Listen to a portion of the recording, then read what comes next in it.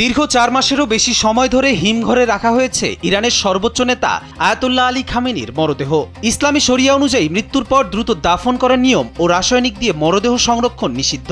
আন্তর্জাতিক বিশেষজ্ঞরা জানিয়েছেন, কোনো কেমিক্যাল ব্যবহার না করে সম্পূর্ণ বিশেষ শীতলীকরণ বা কোল্ড স্টোরেজ পদ্ধতিতে মরদেহটি রাখা হয়েছে, যার অনুমতি শিয়া আইনে বিশেষ পরিস্থিতিতে রয়েছে। তবে বাংকার ব্লাস্টার ক্ষেপণাস্ত্রের আঘাতে নিহত হয় মরদেহটি সর্বসাধারণের প্রদর্শনের উপযোগী অবস্থায় নেই বলেই ধারণা করা হচ্ছে।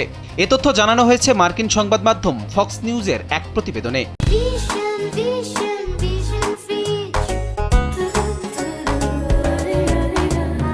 অবশেষে আগামী 9 জুলাই তার দাফনের চূড়ান্ত প্রস্তুতি নিচ্ছে তেহরান। গত 28 ফেব্রুয়ারি মার্কিন ইসরায়েলি যৌথ বিমান হামলা অপারেশন এপিক ফিউরিতে নিহত হওয়ার পর থেকে তার মরদেহ কিভাবে রাখা হয়েছিল তা নিয়ে বিশ্বজুড়ে তৈরি হয়েছে তীব্র রহস্য।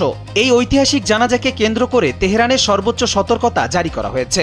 1989 সালে আয়াতুল্লাহ খোমেনি এবং 2020 সালে কাশেম সোলাইমানির জানাজায় হুড়োহুড়িতে বহু মানুষের মৃত্যুর ট্র্যাজেডি থেকে শিক্ষা নিয়ে এবার নজিরবিহীন নিরাপত্তা বলয় তৈরি করেছে রেভলিউশনারি গার্ড বা বাসিস বাহিনী।